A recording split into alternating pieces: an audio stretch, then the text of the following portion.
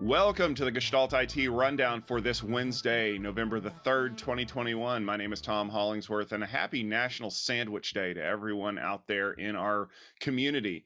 We are bringing you the news of the week that is creatively nestled between two pieces of bread in bite-sized formats, really, because that's what we do here over your lunchtime on the Gestalt IT Rundown, as we try to give you a little sustenance with the news. Joining me this week is a friend and special guest for this episode, Mr. Chris Grundeman. Chris, what is your favorite sandwich? Grilled cheese, absolutely. I think my kids and you could probably go out and have a great time. Me personally, huge fan of Philly cheese, but it's got to be the whiz kind. Can't do the provolone. Speaking of sandwiches and speaking of food, we are going to dive right in to the first story of the week, which has to do with Wall Street's favorite food of choice, which is, of course, revenues and profits, because Western Digital reported last week that they had a really big quarter. Their revenue was up 29%, which is just about double of what their previous quarter's revenue was. However, the looming specter of the Halloween supply chain issues is going to be causing some more problems up front. How do we know that? Well, CEO David Geckler was very positive in citing the fact that there has been strong demand as the driver for all of these increased revenues.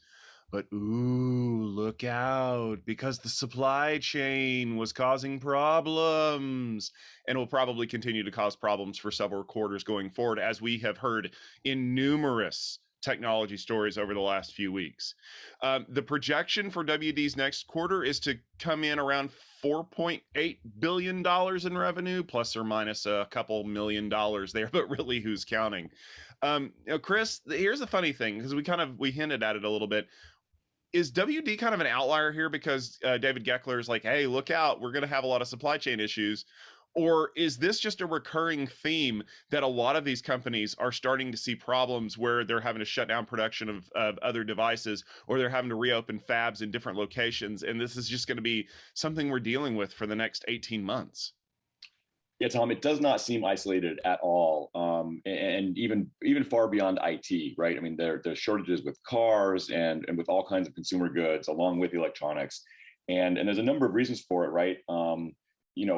Just anecdotally, you can look at this and say, the New York Times did not have a supply chain desk before the pandemic, and now they actually have a whole news organization set up to cover these kinds of issues. So you can see how widespread it is just anecdotally from that, I think. But there's a number of things that have gone on here. One, factories in a lot of countries that supply these types of materials shut down for a long time because of the pandemic.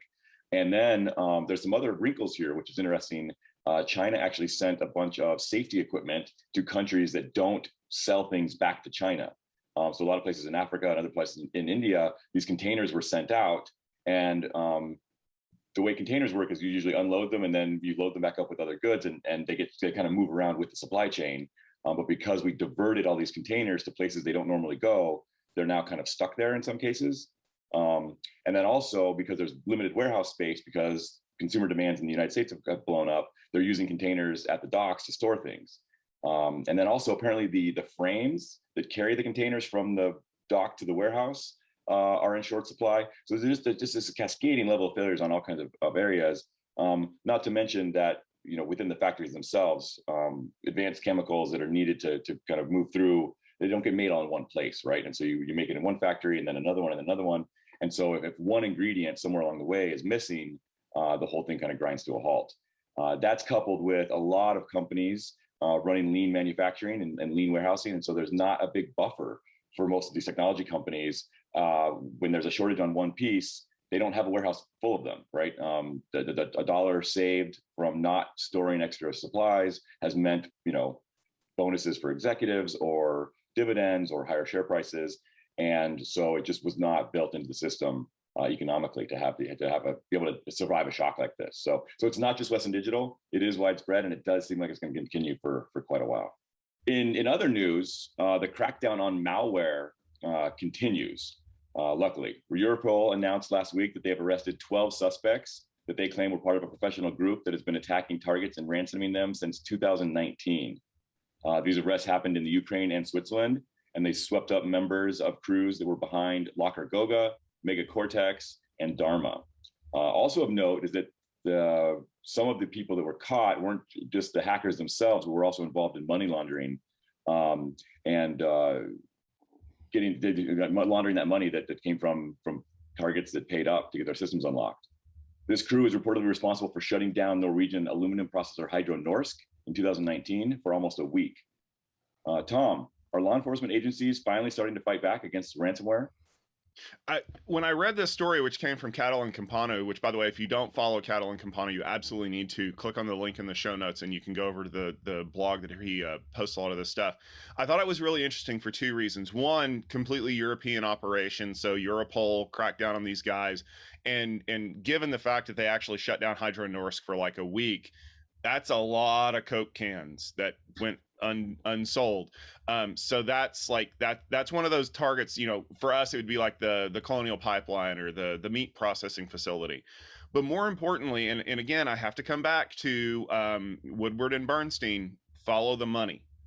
This wasn't just a crackdown of crews that were deploying crypto lockers and using all these alphabet soup toolkits to be able to exploit users. It was that they got the people who were laundering the bitcoins. Now, the other thing you have to understand is that there were arrests made in Ukraine. By and large, when you hear Eastern European in a press release, it's a clever way of saying Russia, but not Russia. And specifically in this case, it's Ukraine, which is not Russia, but still close enough to have influence. And I know that there's a lot of political tensions there, and I'm not going to go into it because I don't want to see the comment section if I do. But the long and short of it is that a lot of the Eastern European crews operate out of that area because they kind of have carte blanche to do it. But they also got picked up in Switzerland. And what would people be using Switzerland for? Because it's a neutral country. Oh, it's full of banks too. And so I think that that's what we're going to start seeing, because if you remember just a few weeks ago, we talked about what happened with the Proton VPN situation, where a French group got a subpoena and a warrant. I think it was a warrant to unmask a user, and they did it in Switzerland. And Proton VPN was like, listen, we talk about being the paragons of privacy, but if you subpoena us or file a warrant in Switzerland, we have to comply. And I think that's what you're going to start seeing from Europol, is they're not just going to go after the crews. They're going to go to Switzerland and go after the crews' bank accounts. And if they can prove that you've been laundering ransomware payments, they're going to nail you to the wall with physical bitcoins. And I hear those things hurt because they're like tungsten. They're really, really, really dense. And when you're nailed to the wall with those, you're not coming down easily.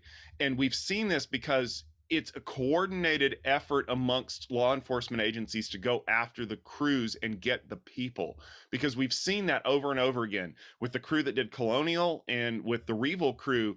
They hit big and then went to ground immediately. Just like any good spy, you make noise, you disappear for a while, because prey is distinguished through movement. The problem is that the law enforcement agencies are getting so smart right now that they're going out, they've identified these crews ahead of time, they're waiting for them to make their next misstep, and then they're going to lock everything down.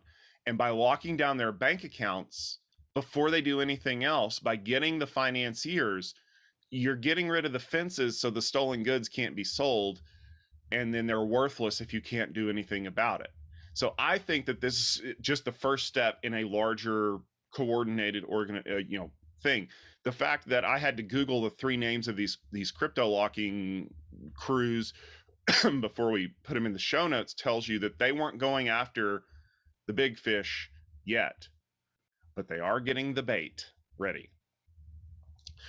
All right, let's talk a little bit about chip news, and specifically our friends over at Intel, because last week they announced that they're going to be focusing on their latest generation of server GPUs, and they're trying to capitalize on a super hot market. The first generation of those server GPUs, which you may know as and I'm going to butcher this name, it's Xe-HP. It might be pronounced Xe-HP. They never formally introduced those as being available for commercial sale. Now, the funny thing is that we got some comments from Raja Kaduri, who's the SVP and GM of the Accelerated Systems and Graphics Group. Basically, he's the guy who resurrected Intel's GPUs setup over there. I think it's after Pat came in or just shortly before. But the funny thing is also that all of this was made on Twitter. And he says that it appears that the Xe-HP was actually more of like a tech preview to get one API working for all of the developers. And they realized that maybe it's better if they go with the second generation project, which is Ponte Vecchio, which they're calling Xe-HPC, and Arc, which they're calling Xe-HPG. And they're both targeted at different markets regarding flexibility and ease of use and programming and things like that.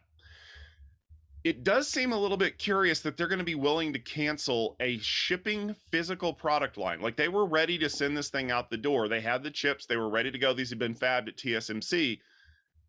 But the analysts are starting to say that maybe the reason why this thing got banned in the long run is because that you're starting to see new releases from Nvidia and AMD that are second generation technology for the server GPU market, and Intel would have basically been releasing a competitor that was already behind the curve while they're getting the new ones ready to go. Chris, does Intel realistically have a chance to compete in this market? They are a distant third to start with, and they haven't even started yet.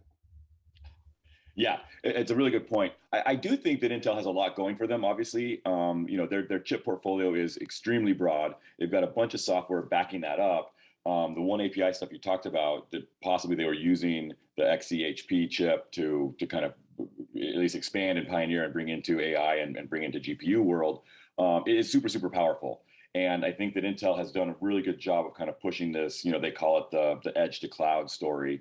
And they're doing a really good job with broadening the portfolio and pulling software to tie it together and providing the APIs and SDKs and everything you need to develop on Intel. And so there's a lot of people that are really committed to this Intel ecosystem. And I think that if they can get the GPU they need from Intel, that's a real option for a lot of people. What's interesting here is my understanding is the Xe-HP chip that's now been shelved apparently was actually being manufactured by Intel, right, in their 10 nanometer foundries. Whereas the new Xe-HPC and HPG chips are from TSMC, so they're actually an external manufacturing, which that's interesting. And I don't know. I mean, I don't want to speculate too far into again, why Intel made these specific moves. As you said, potentially it's because the HP chip was too far behind, but maybe it has something to do with the manufacturing and the capacity. Kind of relating back to some of the early stories we talked about, right? There may be some issues they had with being able to ship the chips. I don't know. Again, just kind of guessing there. But anyway, to your question, I do think Intel has a chance here. They definitely have a lot of room, a lot of area to catch up on, but they've done it before. Speaking of new technology hitting the street this week, Juniper just had an analyst and investor event, and this networking giant has moved into a new realm. They obviously acquired Mist Systems quite a while back, and they've now added some new access points to that lineup. Two new entrants that provide support for the 6 gigahertz spectrum. The AP34 and the AP45 are tri-band access points with support for all 3 authorized wireless frequencies. The AP45 also includes support for Juniper's virtual Bluetooth LE location technology and enhanced location, which provides enhanced location tracking for the enterprise. Tom, is this big news for the tech giant? I think it is, and maybe not for the reason that you might consider. So for those of you out there who are probably not 125% familiar with the way that wireless technologies work, is that all wireless bands have to be licensed and authorized in the US by the FCC. And so opening those bands up has always been kind of a challenge. So, 2.4 is where we started, even though technically 5 gigahertz was the first band that was available for use for Wi-Fi. But we had challenges in the 5 gigahertz spectrum because of things like weather radar. There was a huge challenge of whether or not we were going to be able to open up certain frequencies because radar sites operated on them. And it turns out that you're able to do it under certain conditions.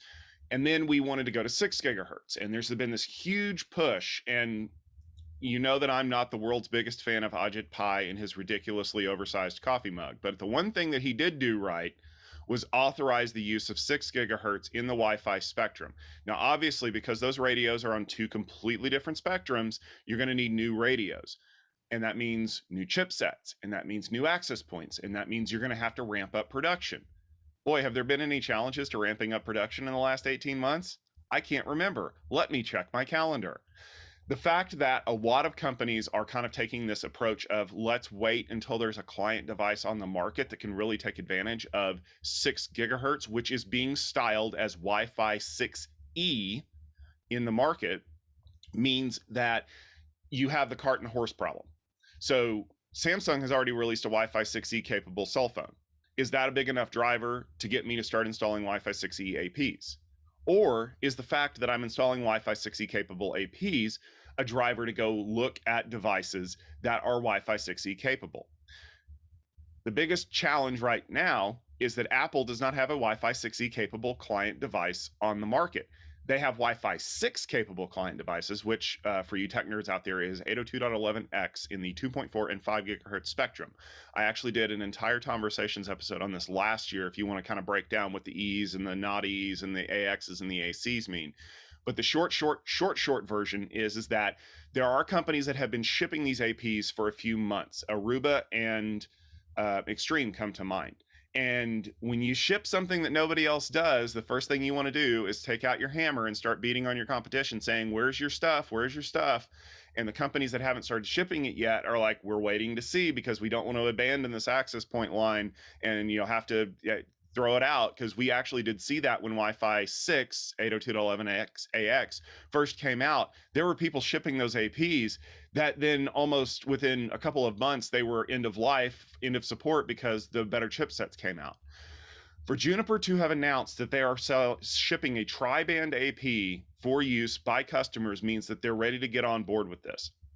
It also means that it carries full support of the Juniper Mist back in, so you get all of the great software support. As Bob Friday is fond of saying, Marvis will play as much Jeopardy as you want to play. It will tell you everything you need to know about your network and how to fix it. The two different AP models basically break down to an indoor 2 radio, 2 antenna, 2 spatial streams set up 2 by 2 by 2. And the bigger radio, the AP45, is a 4 by 4 by 4, 4 radios and 4 spatial streams. And there's some discussion about external APs, internal APs, how you're going to space these things out. Here's the short version. If you are looking to spec out your next AP replacement in your enterprise, you need to be considering Wi-Fi 6E. Not a for sure buy yet. You need to be considering it. And when I say considering your replacement, we're looking at a year timeline. You're starting to put together technical requirements for a bid and stuff like that. If you just replaced your stuff with Wi-Fi 6 capable APs, don't worry about it. You've still got a couple more years before the client devices become pervasive enough for you to need that specific spectrum allocation. Because right now, if you can't see it, you don't have anything you can use it, you're not missing out on anything. So wait until your next refresh cycle. But you do not need to rush out and buy them today. And I know that any company that makes these is probably going to be screaming right now going, Tom, why did you tell them not to go buy the stuff? Because right now you need to do an assessment of your user base and decide if this investment is worth it. I will say that I have full faith that Juniper's AP lineup, the 34 and the 45, are not going to be end of life by the end of the year or even by the end of next year. These are things that are going to be consistent. They're going to be built well enough to be in production for quite a while. And I have the faith that with the software driving behind the scenes, that anybody who starts bringing in new Wi-Fi 6E capable devices, maybe the next iPad, maybe the next MacBook Air will have one of those chips in it, not the new MacBook Pros, obviously, that you're going to be able to increase the speed of those devices. But more importantly, you're going to be able to remove congestion in your network because you're going to have things playing in that band that nobody else does. And that's going to be a huge boon in the future for industries that need isolated communications, like healthcare. But we're not there yet. But the more APs that we deploy that have these radios in them, the closer we're going to be. So I think that overall, this is a positive move, not just for the folks at Juniper, but for the industry as a whole. And I can't wait to have to buy a new iPad with a Wi-Fi 6E radio in it.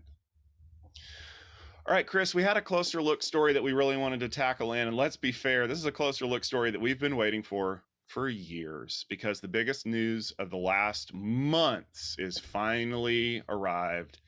And that is that VMware is single once again. They've been spun out from the behemoth that is Dell EMC. The news, which we pretty much knew was going to happen back in April because they tipped it big time, was that Dell Technologies is selling off their 81% stake in VMware. Now, that means that there was a special dividend that was paid out of around $11.5 billion. That works out to be about 27.40 per share if my back of the envelope math works out. My back of the envelope math also says that if Dell Technologies was the 81% stakeholder and they got an $11.5 billion dividend, they got about $9 billion out of the deal, which is a pretty fair amount of money. So, what are they going to do with this? They're going to go buy a Tesla? They're going to buy a camping trailer? No, they're going to use it to pay down debt, just like any other reasonable consumer should, is to take windfalls and use them to pay out your debt requirements. And $9 billion worth of debt pay down is pretty important because Michael Dell is in a lot of debt after this whole acquisition. Between him and Silver Lake, there is a significant amount of debt that he owes, and paying down $9 billion of it, as well as getting rid of the VMware debt off of his balance sheet. Well, the hope is that that makes the remaining debt in Dell and Dell Technologies look mighty rosy to some new investors that are looking for investment grade debt, which I still haven't figured out how that works. I'm investing in other people's debt, but okay, sure. But just in case you thought that VMware was off to college and was living its best life and it was ready to be its own person, Daddy Michael Dell is still the chairman of the board, so he's going to be controlling a lot of the purse strings and making you check in to make sure that your grades are up and that you're not doing any of that crazy college kid stuff. So we're not quite there yet. But there's a lot of buzz in the industry about this. There's a lot of talk about where VMware is going to take it from here. There's actually a lot of talk about how this is going to affect Dell, because Dell Technologies was a $100 billion valuation of a company. $64 billion of that valuation came from VMware. So now Dell Technologies, according to the reports, is a much leaner, streamlined entity that's worth two-thirds of what, or a third of what it was valued at before November the 1st. Now, Chris, you and I have been heavily invested in VMware for a large portion of our careers. And as analysts, we kind of sit on the sidelines and watch all this stuff happen. I want to get your take on this. What does this mean, not only for VMware, not only for Dell, but for the users and the consumers out there? Yeah, I think it is big news, and it's definitely something that we're really looking at the tail end, or maybe the new beginning of what's been a kind of a 17-year journey, right? Obviously, VMware was bought by EMC pretty early on, back in 2004, when they were only, I think, 6 years old or so. And then in 2016, Dell bought them, and this has been a conversation amongst our circles anyway, that entire time, right? What's going to happen? And there was talk, I think, a few years ago of Dell maybe talking about spinning VMware back out. That didn't happen, and then now this time the rumors became true. And I think what we're going to see here is exactly what the VMware execs have said, which is, hey, this allows us to be a little bit more neutral and play a little bit bigger in the cloud space. And obviously, when cloud started taking off, there was a lot of fear that VMware would become irrelevant, right? That people didn't need to virtualize their own servers because they would just get to plump everything into the cloud. So far, that hasn't quite happened. Most companies, at least for the midterm, but maybe for the long term, are sticking with a hybrid approach, especially on the large side of the enterprise scale, where they want some things, in control in their own data centers, and then some things in a cloud or maybe multiple clouds. And I think that hybrid approach and kind of multi-cloud approach is definitely working for a lot of companies and is going to continue for a long time. And so this being broken away from Dell is going to allow VMware, I think, to get deeper in those relationships with the cloud providers, and continue to kind of play that software side of the game without having to worry about the hardware, which is obviously that's where they play best. Yeah, and I mean, my analogy that I've always used for people when they ask me what my thoughts on the deal were is that Dell and EMC are like two older people who are maybe divorced or single, who get together and get married because it's the best thing for both of them. But VMware was the stepchild that said, "Listen, you're good for my mom, and I really appreciate everything that you do, but I am never going to call you dad." And that is kind of how it's felt, because the fact that VMware has been making all of these projects that have been essentially trying to keep VMware relevant in a world where cloud is quickly becoming the de facto way that we do things, means that they essentially have to say, we don't care about hardware support. We don't care what hardware you're using. And you know that had to make Dell angry, because the only reason that you buy a software company like this is to convince them to continue to use your stuff. I mean, look at VxRail. That was literally using VMware on Dell Technologies hardware. We've seen that for years coming from companies like IBM. You use our hardware with our software on this stack, it's all one SKU, and it all works out really well. That is not something that's easy to do. And it not only was causing problems for VMware on the Dell side of the house, but it was causing problems with their potential customers too, because there's always the the elephant in the room of, well, when it comes time for us to run this on hardware, are you going to tell us that we can only run it on yours, or that it runs best on yours? This was so hard for them to answer that they finally were like, you know what, enough is enough. And this is the other thing that I think that a lot of people aren't really kind of getting the full picture of, but maybe you and I do because we're analysts. It's not just the consumers that are upset about this, it's the investors. And if you've ever had to see any story about an activist investor, someone like a Carl Icahn, who takes a stake in a company and then immediately starts trying to get it to sell off as many assets as possible so that the stock price goes up so that they can cash out their position, I think that this was something that Michael Dell was going to have to worry about very soon, because as you recall, Michael Dell took Dell private, and I firmly believe the reason why he did that is because he got tired of listening to Wall Street and he had to answer to them more often than he wanted to. He had to take on a significant amount of debt in order to be able to buy EMC, which was a really good move. Let's not undersell that. Buying EMC was a brilliant move, and the fact that he had to leverage everything he owned to do it was just a cost of doing business. The value that could be unlocked by spinning out VMware was worth more than holding on to them. Yes, they were a profit stream. Yes, they were a very critical part of hybrid cloud infrastructure. And it was still more valuable for Dell to get rid of them. The timing of this is also extremely important. Dell could not do anything with VMware before September of this year. There was a period where they had to hold on to it that long for tax purposes. And the fact that they sold it off a month after that window expired means that this was the plan all along. We had all these speculations. I mean, you go all the way back to episodes of the Gestalt IT rundown that we've recorded. We were speculating, are they going to hold on to it? Are they going to sell it off? Are they going to cashier the management and kind of turn it into a subsidiary? And the funny thing is that we got elements of all three of those. They held on to it as long as they had to. Pat Gelsinger left back in February to go back to Intel. I still firmly believe that Pat, knowing what was going on, had a huge heads up, considering that the news came out not 2 months later that they were thinking about spinning it off. And I think Pat disagreed vehemently, and that's why he decided he wanted to go back to be the head of something bigger. Even as we've talked about over the years, Intel maybe is not in the best position right now. But we get to the point where it's time to get rid of it, and they sell it off, and they sell it off in the way that made the most sense for everybody. We're going to pay ourselves to divest it and then use that money to pay down the debt. And when we get their debt off the balance sheet, suddenly we have something that people are going to want to invest in, which means we can refinance the debt, means we can pay off Silver Lake so that they're not breathing down our necks constantly. Because if there's one thing investors want to do, it's get paid. And then that means that we can chart a course that is very hardware focused, that is very narrow on what we want to do, and not narrow in a negative way. Narrow as in we are laser focused. And then VMware can just go do whatever they want to do. And we're still going to have that relationship between them, because effectively they become an arms dealer to everybody who's not doing public cloud. Nobody's going to want to cross them because you need VMware. I mean, let's face it, if you're not in the cloud, you're on VMware. Ain't nobody running Kubernetes internally unless you're doing it through Project Tanzu. So you kind of have to be on their good side. And now VMware has a little bit of wiggle room. They can negotiate better terms with companies. They can kind of drive things. Quite honestly, now that they don't have the yoke of Michael Dell's organization around them, if they decide they want to crush companies like Nutanix out of existence, they can do that. I'm not saying they will. I'm saying that they have the freedom to do that.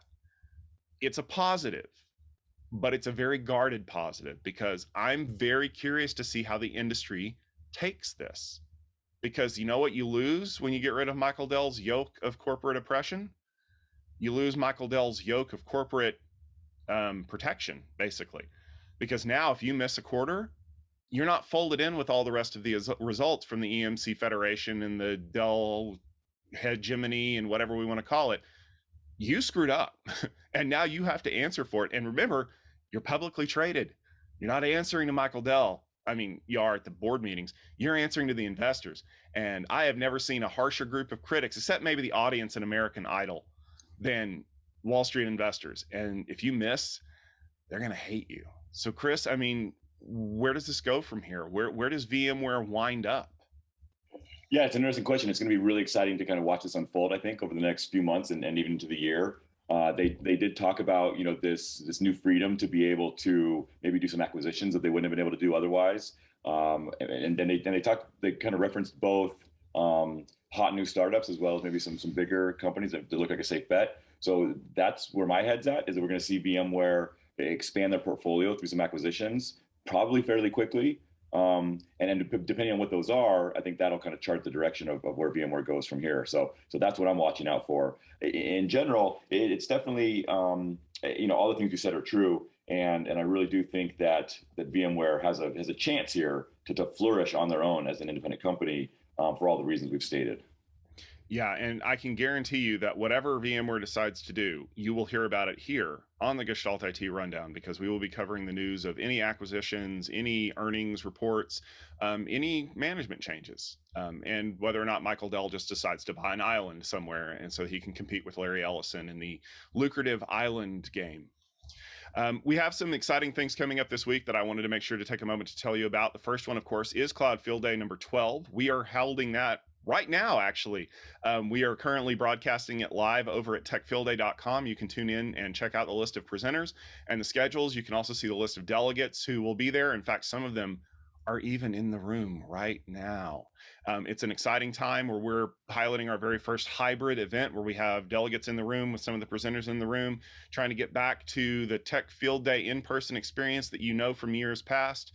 We're going to get there, and the man to do it is Mr. Stephen Foskett, which is why he's there right now instead of here with us. And we wish you well, boss. We know you're going to do an amazing job. Next week, we're looking at the Open Compute Summit. It's happening November 9th and 10th. I've already been getting some updates about some cool news that you're not going to want to miss. Make sure you tune in there. And then also, Chris brought up that we're going to be seeing Supercomputing 21 happening the week after that, November 14th through the 19th in St. Louis. That's really exciting. If you like big computers, I'm sure they're going to be talking a lot about that. So you're going to want to tune in to that. Chris, what are some of the things that you've got coming up that people should definitely be checking out? Yeah, well, I'm continuing to publish reports with GigaOM, looking at new technology trends in networking and security. So definitely check those out. And for everything else, you can go to chrisgrundeman.com and see what's happening. Awesome. And I highly recommend that you go to chrisgrundeman.com, put it in your RSS feed reader, subscribe to him on LinkedIn. Chris has some amazing insights into things. I mean, honestly, it's why I love talking to him when we come here on the show. I've also got a lot of stuff coming up. You always can find out some of the cool stuff that I do over at gestaltit.com, where I've been writing about some of our recent Tech Field Day event presentations, as well as some analysis and briefings that I've been getting.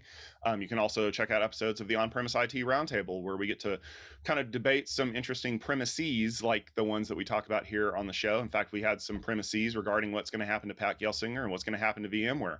Totally should go check those out and see if we were right. Somebody was right. I don't know if it was me or not, but I'm used to being wrong at this point, and that's part of being an analyst, is you don't always get it right. But what you do get right is watching the rundown every week at 12:30 Eastern Time on Wednesdays. We publish this episode on our website at gestaltit.com. We also publish it on our YouTube channel at youtube.com/gestaltitvideo. So you definitely want to subscribe and click the notification button in case you didn't set an alarm to check out the latest edition of the rundown. You can also subscribe to us in your favorite podcast application of choice. I know it's getting to be fall out there. If you're going to be running, you want to make sure you wear a nice hat. You can get some gloves, but make sure you've got your earphones in so you can check out the rundown as you make the block a couple of times and get your calories burned for the day. And remember that we will be back next week with another great episode of the rundown, more great news that you won't want to miss, and maybe a few surprises. We'll have to see, because it's getting close to Turkey Day, so maybe I'll give you a nice recipe for a Cool Whip pumpkin pie. Yeah, we'll see if I can make that happen. So for Chris Grundeman, myself, Tom Hollingsworth, for our amazing staff here at Gestalt IT and our wonderful community that takes part in all of our fun every week, thank you very much for tuning in. We really appreciate it, and we look forward to seeing you next week. So have a great day. Have an amazing week. See you soon.